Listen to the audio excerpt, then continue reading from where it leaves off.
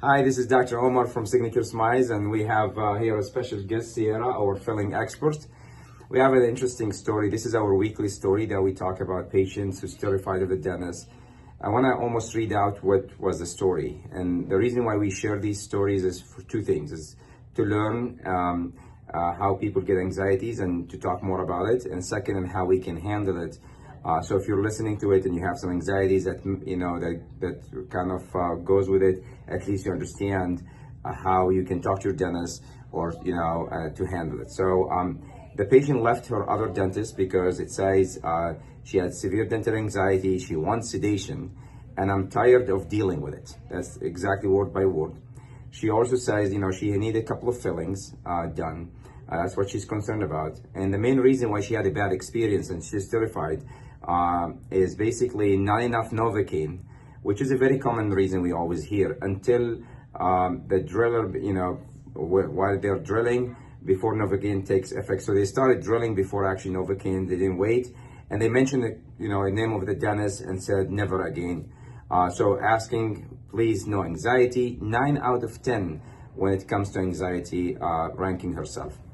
And then what happened is we were doing her fillings. She kind of refused sedation. She wanted to do it with gas, and that was the issue. And when we talked to her, what did she mention about the gas? That at her previous office, they ran out of nitrous, and she was saying that I don't feel the effects of it, and they kept on going, and then at the end they figured out the tanks ran out and started laughing about it with her that it ran out, which was not funny for her. So they made fun of her, unfortunately, which kind of added to the fears and being judged, and ran out of gas. And we know nitrous gas doesn't help much even with older ages. She is actually 67 years old, so usually gas works best for kids, but not for the older ages. We don't even consider it sedation.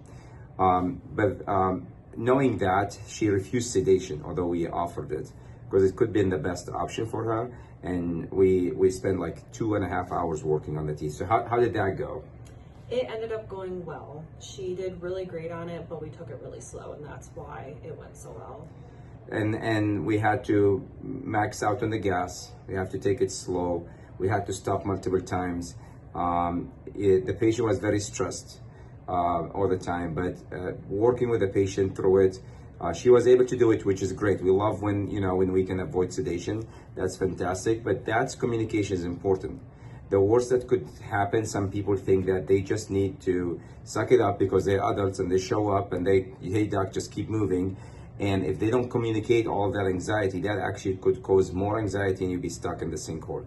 So please, if you have anxiety, similar stories or something like that, share it with your dentist. Talk it clearly to the dentist, communicate it so they can help you with the anxieties. Thank you. Great job today. Thank you. Thank you, guys.